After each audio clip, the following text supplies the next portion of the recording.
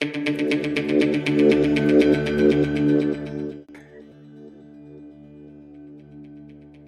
we are back at Piatt Picks and Wage Rage. I am Miguel Durati, and here is Anthony Scott Piatt. We'll look at the fight for this weekend. Really, it's the fight. There's one big fight, and there's a couple other things that we may talk about in there. But Tyson Fury and Francis Ngannou is finally here, and the odds have only been going one way, ASP. They really have. As they came out, we mentioned you could find Tyson Fury for minus 650, minus 700. It's double. It's now minus 1400. We saw it rise to minus 1000 and then minus 12. As of today, it's up to minus 1400, which is closer in line, Miguel, with what you and I thought this fight should be listed at. Minus 700 is obviously a huge favorite, but not big enough for the favorite that Tyson Fury is, folks, over Francis Ngannou. If some of you still around on this, and I don't know if throwing some money at Ngannou isn't worth it at this point. Is that right? Is that right? Well, we're going to have to dig into this right here, right now. I can give you a couple of examples. There was an MMA fighter, and I know MMA is very different, and the odds and everything are very different dichotomy, but this guy was heading to the top. His name was Benji Radek. He was at 18-0. He was trained by phenomenal people, a phenomenal athlete, 185-pounder, huge guy, 18-0. Good-looking guy, slept with a guy's girlfriend. The guy challenged him, and he said, "Sure, I'll take you on in the fight." The guy was an average guy, not an athlete. I don't want to say like me, but maybe like me when I was 25. Still not an athlete, but fitter and a little bit better. One-punch knockout got him. Ruined Benji Radek's career. You can look him up. He still has a winning record and still did a lot in MMA, but it ruined his career. And, really? And the thing is Ngannou's got a better chance than that guy. You would have to think so. Sure. And I don't even. His name is forgotten. He's 1-0. On Showdown with a win over Benji Radek. Again, Radek's name doesn't resonate now. We're talking about a story 20 years ago. But again, I point out, Francis Ngannou, he's about as serious a guy. Like, he took this as serious as anybody. This is not a Dylan Dennis type of situation where the guy is like, I'm going to grab my paycheck. He took it as serious as anybody's ever done, where you can be an athlete, but the dedication and the amount that he's put into it, he's coming to try. And he's not going to come out and throw just one big punch trying to get him. He's going to have a little bit of a strategy. He's going to try to see what happens when he goes out there, and anything can happen sometimes. You also have You're right. That preparation that he's putting in will matter. I will say, to counter that I haven't seen some of the signs that would lead me to believe that Fury's not in a good spot or overlooking this fight. Now, we talk about the Usyk fight being announced before the Ngannou fight. I just was reading this morning, as a matter of fact, an article where Fury points out that, listen, I would never, ever, ever have announced that fight prior to the Ngannou fight on my own choice. That fight was made by the money people. I forget exactly the word he used, but he's saying, listen, the folks with the money that are paying for the fight, that are, the paymasters, I believe the word he used was paymasters. The paymasters made that decision. The paymasters told about the Usyk fight being made. For Tyson's part of it, that's bullshit. I'll tell you why. So? Because the bottom line is that what if Fury breaks his hand? Then those paymasters are going to have to cancel their fight. And that's what he goes on to say. He goes on to say that it should have been in April. Well, yes, I agree with that. But what I like, and even if, and this is the thing, the only person that has to believe Tyson Fury most of the time, as far as motivation, as far as his mindset, the only person that has to believe Tyson Fury is Tyson Fury. No, if Tyson Fury believes his own story, that he's not looking past this fight, right? And he says he trained as hard for this fight as he did for any heavyweight championship fight. That if he came in at 400 pounds and didn't work out and thought Ngannou was going to be easy, that he could hurt himself, he could injure himself, he could get beat, he could. So he addresses all of that, right? Now, whether he is tongue in cheek or is lying to himself about did he really fight to stop the Usyk announcement? Probably not. But is he using it as motivation to keep himself in the gym and to take this fight seriously? I do believe that part. I believe that Tyson Fury fooled Tyson Fury into believing he had to train really hard for this fight. I think you're right. I think the thing that he should also take into account that you have to look at here is, again, it goes back to what I said about Ngannou. One of the most serious athletes I've ever seen. The guy is like, just, he's grateful to be there. He said, I'm going to put my all into it. And now he's in an 8-week training camp for a sport that, it's not his sport. And right at the moment where maybe the training camp was going to go into a lull, or he was going to be not lackadaisical, but, just coasting a little bit or whatever, he gives him locker room information. He gives him Mike Tyson. Yeah, he also gets Mike Tyson. I wouldn't try to fight like Tyson if I were him, but we'll see how it goes. No, if he can lay if he can maybe a little bit of punch technique from Tyson, but mainly that's got to be moral support. Go out there and do it. Even if it's, hey, Buster Douglas did it to me, there's no reason you can't do it to Tyson. Catch the guy, catch him. Anybody can be caught in a heavyweight fight with a guy that can actually punch like that. So maybe Mike's bringing a little bit of belief to Ngannou as much as an actual how to throw that right punch or a hook or whatnot. You see what I mean? I believe his best chance is actually chest to chest. Like be in close and get somehow limit Tyson's movement. Right. And if at some point you get into a corner, see if you can wreck him. Almost like a Holyfield style, where which means he'll be taking punishment because the other guy's going to hit him a little bit. Tyson Fury has power and has knockouts. I don't want to put him that way, but he also has a tendency to volume punch and hold people off like that. And I think you kind of would be best served by stopping that. Right. So we'll see how it goes. And I think the training with Tyson isn't so much what he's going to learn about what he can do or setting that up, so much as being more prepared for what's coming at him. Yep. I think that's the key, because if not, then it becomes a Floyd Mayweather situation against Conor, where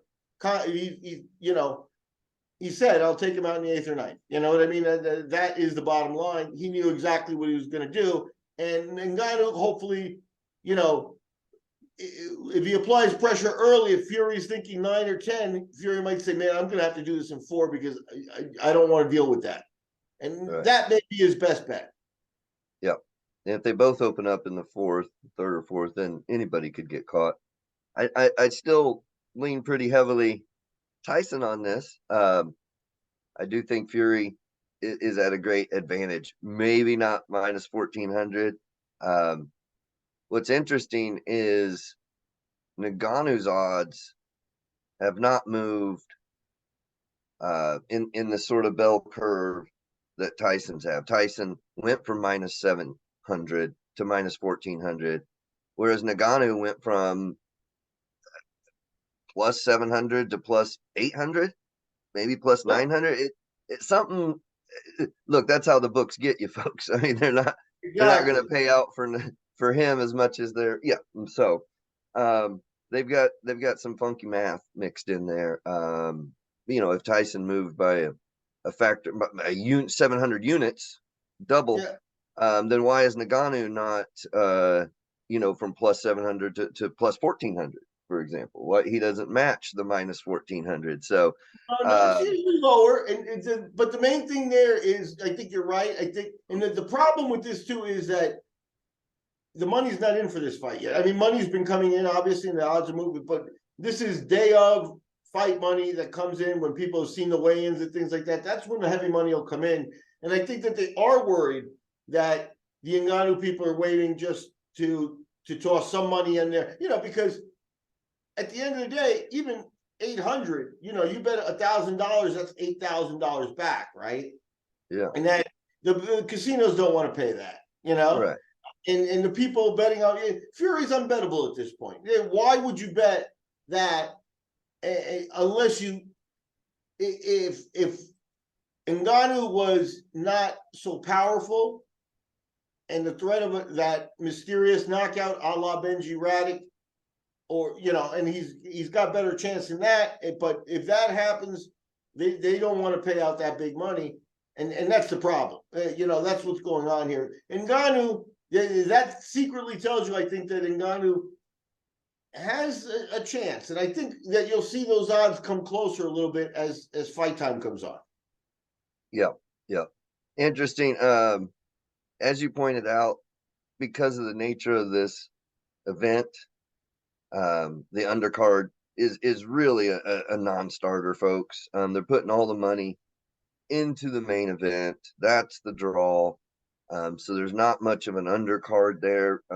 Keep that in mind. It's sad how things have changed that way, They It used to put is. together good cards like that, but now as long as they got one, they know they're going to get the money for people, and they don't care what they offer. And there's nothing really interesting there, No, and when we talk about nothing interesting, that includes nothing on FanDuel, DraftKings, things of that nature. There's not a Saturday fight on FanDuel.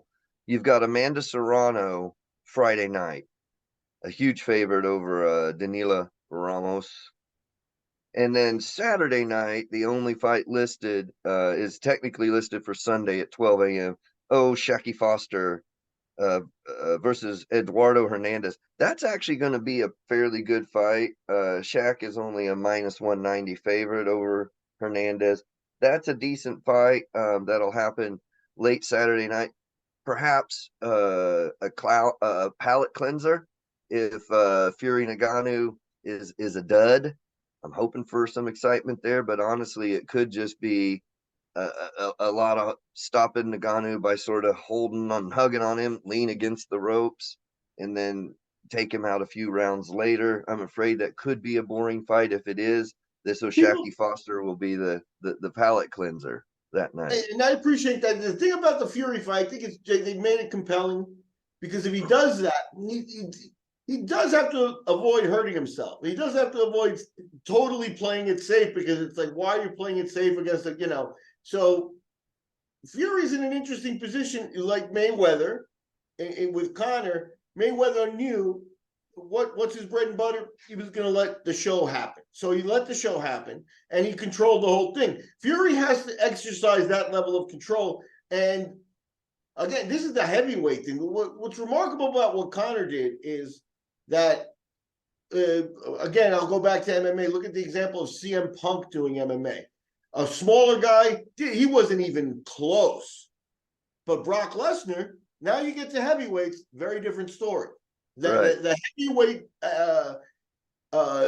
factor is important in Ngannou. Ngannou has a much better chance against Tyson Fury than Conor McGregor had against Floyd Mayweather. No matter what Conor says, no matter what the Conor fans say, he had no shot at ever winning that fight, even with his, flurry and his big punches early. Ngannou, like I said, hey, puncher's chance. And there's also the Jim Braddock factor, the Cinderella man.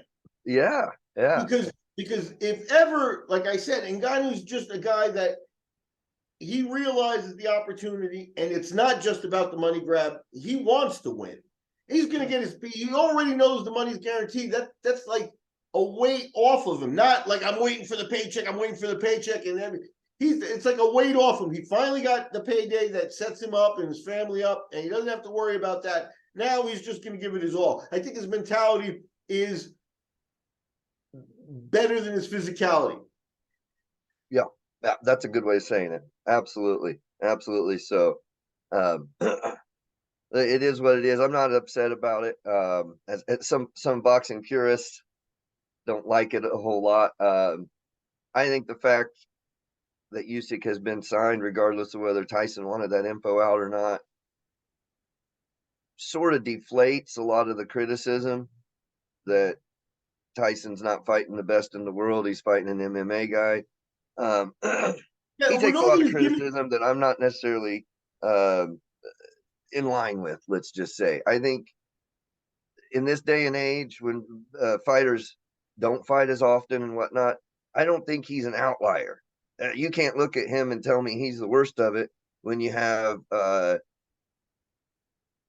Jamal Charlo as a champion for 2.5 years without stepping into the ring. Hell, I don't know if he's been in a gym for 2.5 years, much less a ring. Yeah, I don't want to hear about this shit. Tyson Fury has fought the best of his era. Usyk is coming up. I'll tell What's you left this. after that? AJ's no longer the best. I'd like to see him fight. Don't get me wrong, but I don't Yeah, know. he's I on the don't list. fault the guy.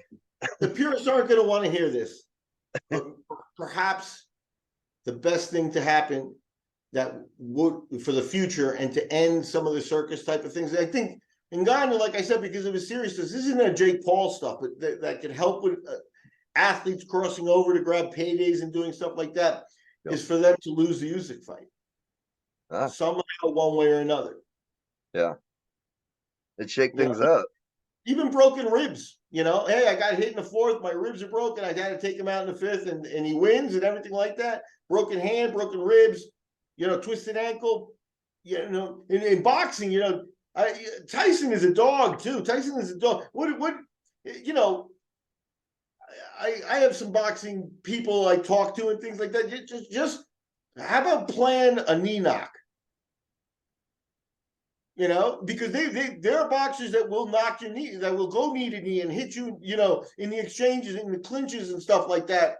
And you could get hurt in other ways than just being knocked out in a boxing Sweep match. the leg, Johnny. Sweep the leg.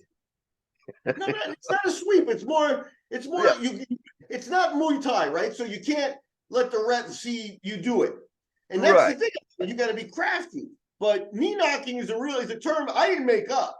No, you can put pressure on that knee, and because you come straight with your knee and come at a slight angle to theirs, so that the kneecap and the joints and everything have just a little extra pressure on them. And no, absolutely. When you body up and you can get just sideways on a guy, move that knee forward and find the side of his kneecap or the side of the where the femur meets and whatnot. You're going to be able to put pressure on that. And some of the real good guys, you could see it have a big effect. And it's great because it's not something that you're looking for. It's not something even the ref is looking for. And the refs almost never call it because you're not kicking the leg, folks. You're not really sweeping the leg, obviously. And you're not kicking, you're not even the MMA style knees to the body. It's not even that. It's just pressure. It's very subtle. It's just pressure. It's just putting the knee in the wrong spot. So, and here's the other part of it is with Ngannou's got bucket loads of power, right? So, and people are thinking knockout, he's going to have to hit him in the chin, and Tyson's just going to go down. If he gets him in the corner, he could break his sternum, and clavicle, and that'll put an end to a lot of that stuff too. So, like I said, minus 1,400 is kind of disrespectful. I'm eager to see the fight because we're creating scenarios where Ngannou could be more competitive than he looks, and I want to see what he does pull off. So it'll be interesting. Yep. I don't want to. I know time's short on this, but I don't want to pass without mentioning. You mentioned UFC earlier. John Jones is out. I don't know the injury from fighting. Who was he? I'm sorry. He was going to fight Miocic. Miocic. The replacement is not for Stipe though. It is Tom Aspinall and one of our favorites, Sergey Pavlovich. Yeah. To cut to the chase, Pavlovich seems to be what I would think would be the favorite in this fight.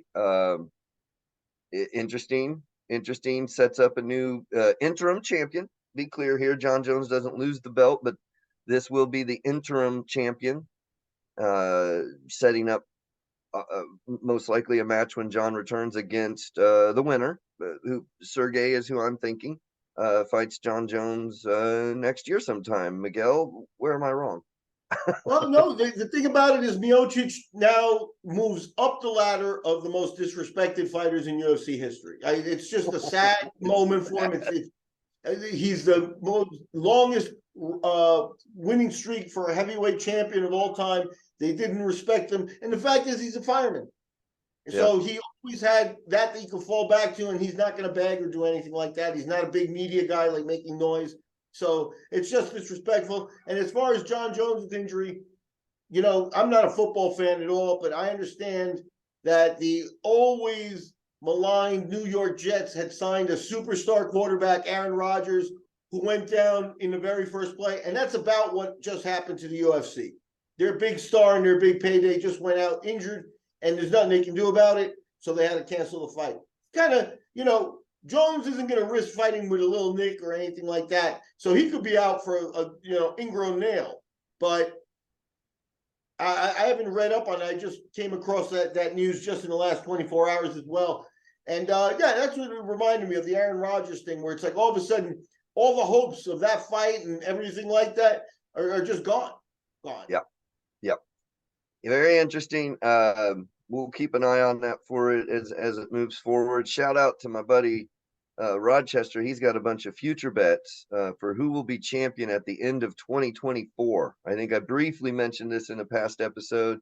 I'd love to bring his list or him on here and look at it. He's made 2 separate parlays, I believe, and one does have Sergey Pavlovich as champion at the end of 2024. So very interesting. Shout out to Rochester. We'll dig into that as we move forward a little bit because it's kind of a neat bouncing off point to talk about the UFC and some of their championships, and he's made some great calls for our UFC over time. He's one of my buddies that we watch boxing and make these bets with on MMA. So interesting little thing there. Let me allude to and maybe get back into that in a future episode.